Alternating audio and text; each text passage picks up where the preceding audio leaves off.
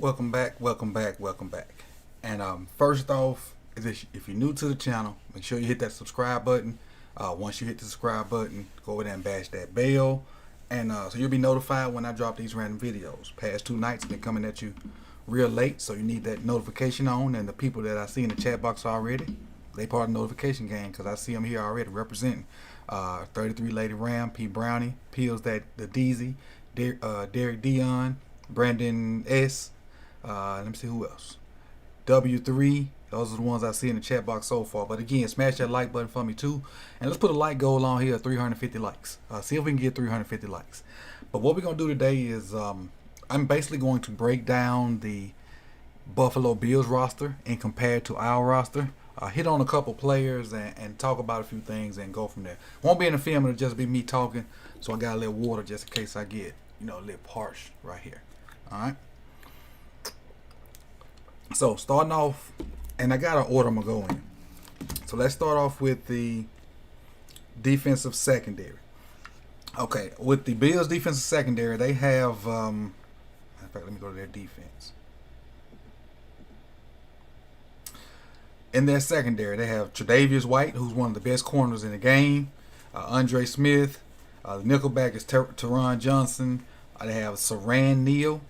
He's the backup for Tre'Davious, and Josh Norman's on the other side, the veteran Josh Norman. All those years with the Panthers and I think a couple years with the Redskins. At safety, they have Jordan Poyer and Micah Hyde. Micah Hyde's pretty darn good. And so what I want to do is just talk about who has the advantage in that area. And normally when people do that, they do like the Bills safety versus our safety. But I'm going to do it in reverse. I'm going to do their DBs versus our receivers to kind of make it more like a matchup. And so for us, we have Willie Snead, Boykin, Dez Bryant, Marquise Brown, Devin Duvernay. And Prochet and Chris Moore are listed, but they rarely play. And as far as the edge goes, I'm going to say the edge in that goes to the Bills. Because they have probably a top 5 corner in Tre'Davious, maybe top 10 corner. Josh Norman has that mentality that he still is top 5, but he's not. So as far as Tre'Davious is probably better than all of our receivers, but the rest of those guys will have a hard time defending us because they got to worry about the run too.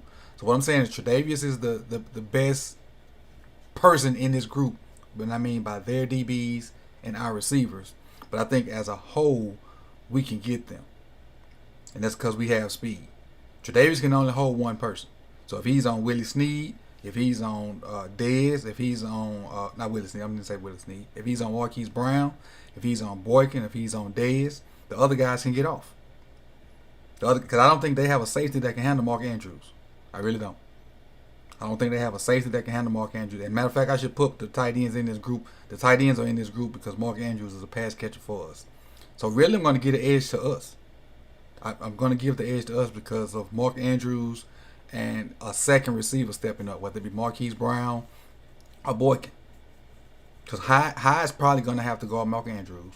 Tre'Davious is probably going to be somewhere close to Hollywood. So that leaves Duvernay and Boykin to do their thing. And definitely Boykin's been doing his thing lately.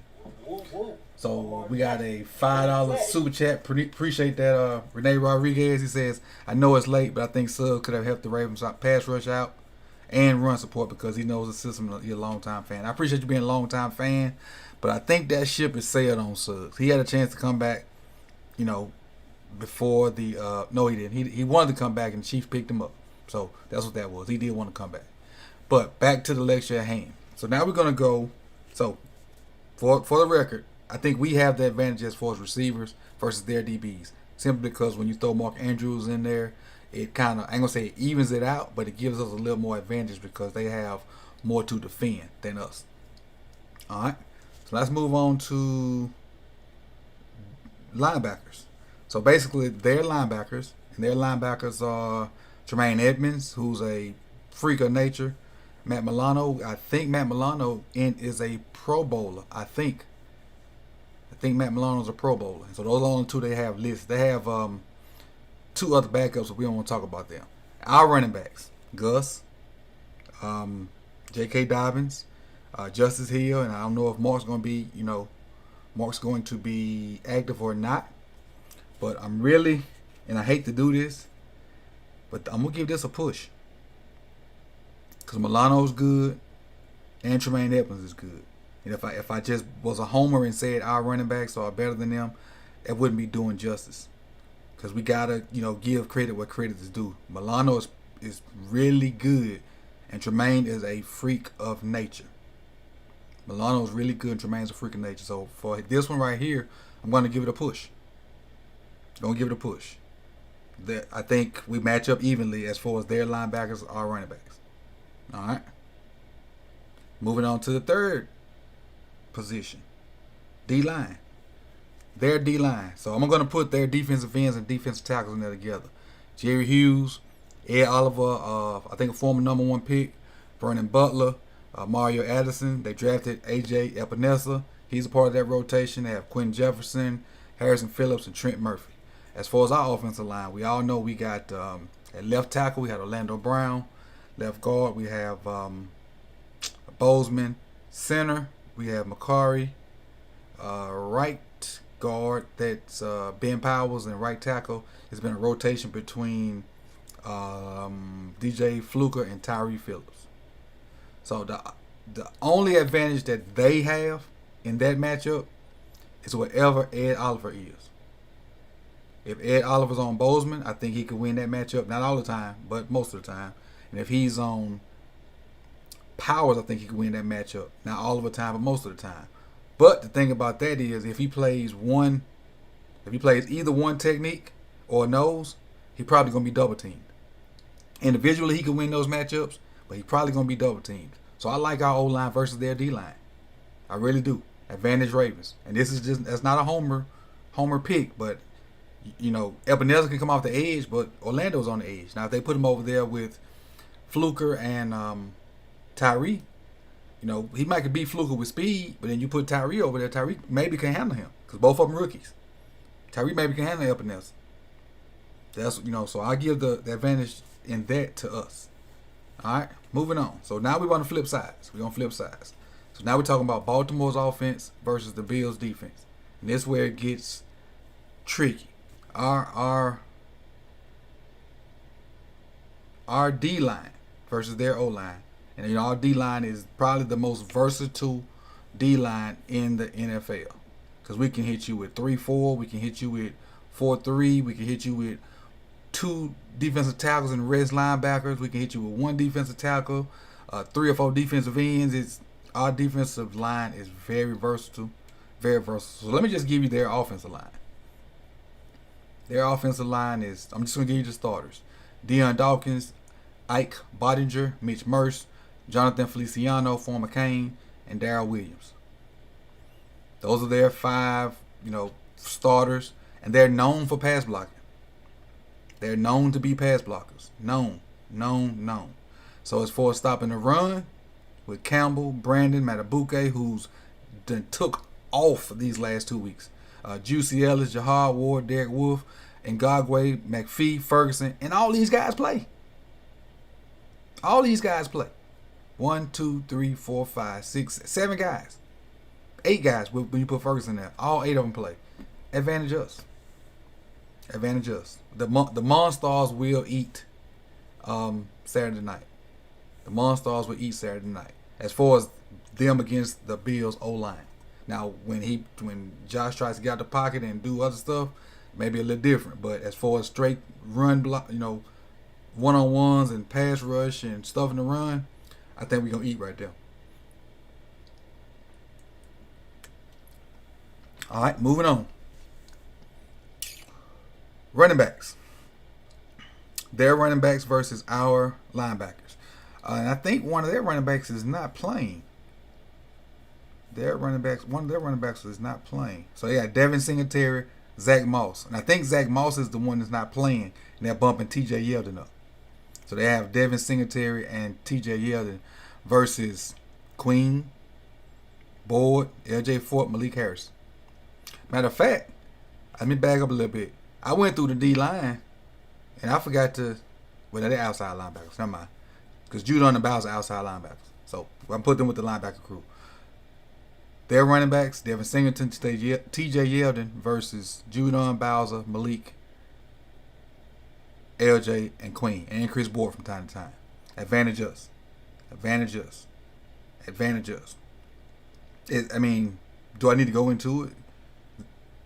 Devin Singletary and Zach Moss are pretty much the same guy, but Zach Moss is not playing. I think Devin Singletary's second year, Zach Moss first year, and T.J. Yeldon is probably in year 6 or 7 from Alabama.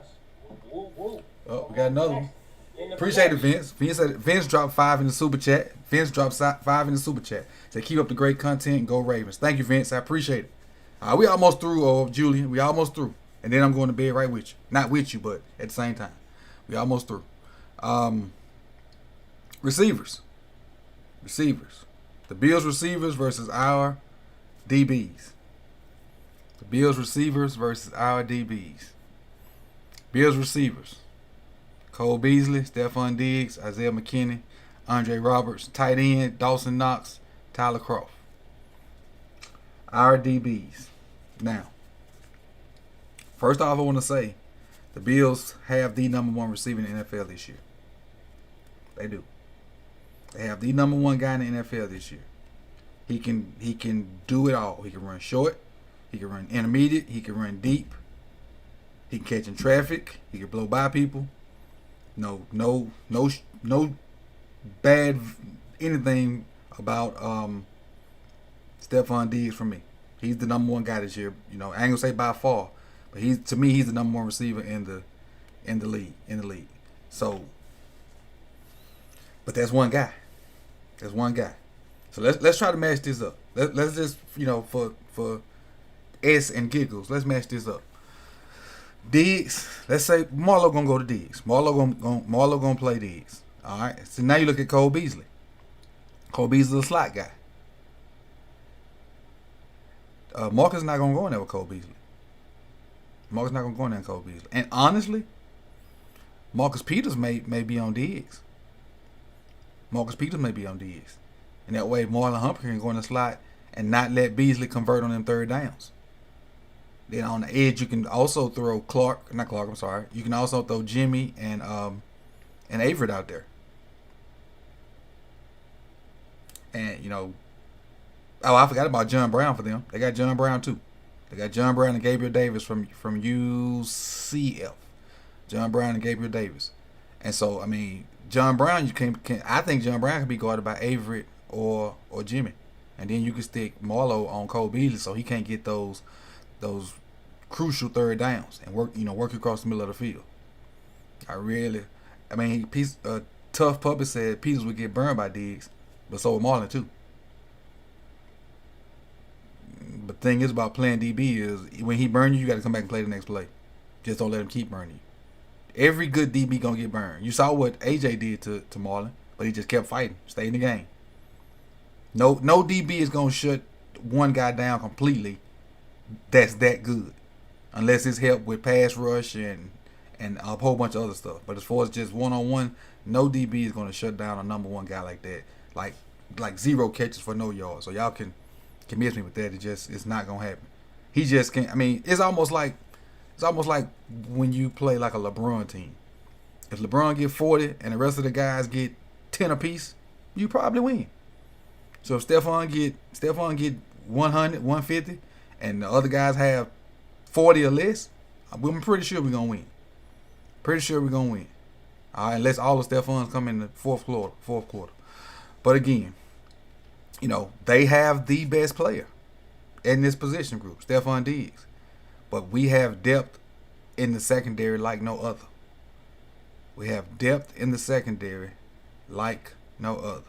Now, you saying Jalen Ramsey? Look, it's Jalen Ramsey. You saw what Jalen Ramsey did to DK? You saw what Jalen Ramsey did to anybody else that matched up over there? It's different. Jalen Ramsey different. He different. He built different. Jalen Ramsey is not from this earth. All right? We don't have... Marlo's good, but we got Jalen Ramsey. And I love Marlo. But moving on. And so this last matchup is probably one everybody's been talking about all week. And I don't know if they've been talking about on TV because I don't really watch TV. I watch other YouTubers because they seem to be more informed than the people on TV. So, quarterback. I can put this down. Josh Allen versus Lamar Jackson. All right, so let's do this. Let's do pros and cons. Pros and cons. So, we'll start with Josh Allen. Pro for Josh Allen. Probably the strongest arm in the league. Probably the strongest arm in the league. Another pro for Josh Allen. He went from being one of the worst rated quarterbacks to one of the best rated quarterbacks, and I think it's QBR. I think that's the stat I'm thinking about. QBR. I think if it's not QBR, fact check me in the comment section and let me know which one it is. So his maturation, his progression is one of his pros. All right, cons.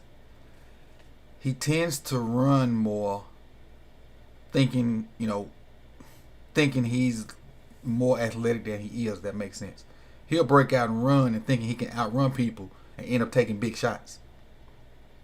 He'll break out thinking he got some pop-pops or he got the angle on somebody and he end up taking big shots.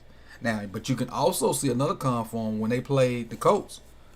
It didn't look like he didn't look as confident as he did in the first half when they was trying to build a lead. When it was nut cutting time, he looked kind of shook a little bit. But, they held on. It was shaky, but they held on. He looked kind of shook. In that fourth quarter when it was close and, stuff wasn't really going their way, he looked kind of shook. All right, pros for our guy. Probably the fastest dude. Well, no. Probably the fastest quarterback ever. Probably. One of the most competitive guys in the league, I think. And I say that because he's so hard on himself. Another pro for Lamar. The scheme fits him almost perfectly. The scheme fits his skill set almost perfectly. And it does for Josh Allen too. I think that's a pro for him too. The scheme fits him almost perfectly. Let's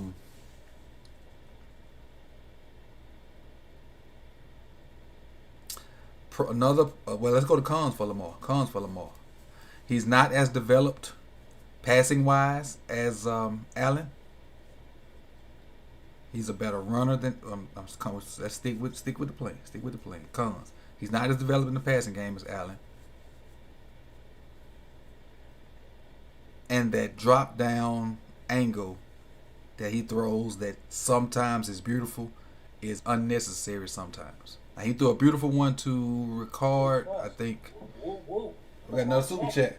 Nate Rodriguez came through with another 5. He says, do you think we bring Dez back? Do we think we bring back Dez? And hold on. Think we bring back Dez or let Boykin run it? Unless something jumps up where we get a guy that can fulfill that number 1 role or whatnot, I think you bring Dez back for competition's sake. And you keep Boykin. Unless we can find a receiver that jumps out there and is that guy. Because you still got Chris Moore and maybe somebody else you can kind of, cut to bring in another guy for competition's sake. But back to Lamar and Josh. Josh is the better thrower. Lamar's the better runner. That's obvious. Those are 2 obvious things. Josh's arm is strong as, you know what? Lamar is getting better at passing the ball. We're scheming up ways to get the ball outside the numbers. Scheming up ways to get the ball to people outside the numbers. And with that being said, somebody asked me yesterday in the stream for my prediction. And so I'm going to kind of close this video out with my prediction. As far as us running the ball, I think we have to, and not just run the ball, run and pass. We have to make them defend the entire field. And what I mean, 53.5 from sideline to sideline and a whole 110 yards from our end zone to the back of from their end zone to the back of our end zone. We cannot allow them to close the middle like Tennessee tried to do, and Wink did a good job of adjusting. We talked about that in an earlier video. We have to space them out and make sure they're defending outside the numbers deeper than 20 yards, and that will create a bunch of running lanes for J.K., Gus, and Lamar. And you know, if we can run the ball, we can do anything. But the key to this game, excuse my spit. The key for this game would be don't turn the ball over. Not punt, kick field goals, kick off. That's how we got to end every drive. Punt, field goals, kick off. Every drive. Every drive. Every drive. Win third down. Win third down. Score wise, 31-21 Ravens. 31-21 Ravens. No, it's going to be snowing. It's going to be snowing. So let me take that back. Or it's supposed to be snowing. With that, you can look for mistakes on both sides. So let's go 24-17 Ravens. 24-17 Ravens. That's my pick. 24-17 Ravens. What up, Vach? Appreciate you for coming through. Hey, y'all hit that like button too. You know, we got a like goal. The like goal is 350. So if you in here, go ahead and hit the like button. I'm going to pause for 5 seconds.